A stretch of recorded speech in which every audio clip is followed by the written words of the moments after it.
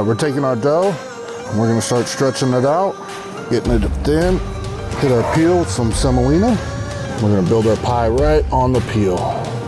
First, we're gonna start off with some roasted garlic and Parmesan cream. Want to make sure we're leaving room for crust. Fresh mozz.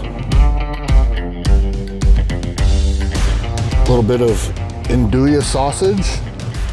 Roasted mushrooms. Some shaved red onion. And a little bit of fermented chili for some heat.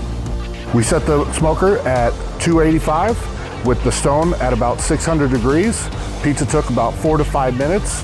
Every dough runs different. You guys do what's best for you. Again, I'm Dom from Hush Public House, and this is my White Heat Pizza.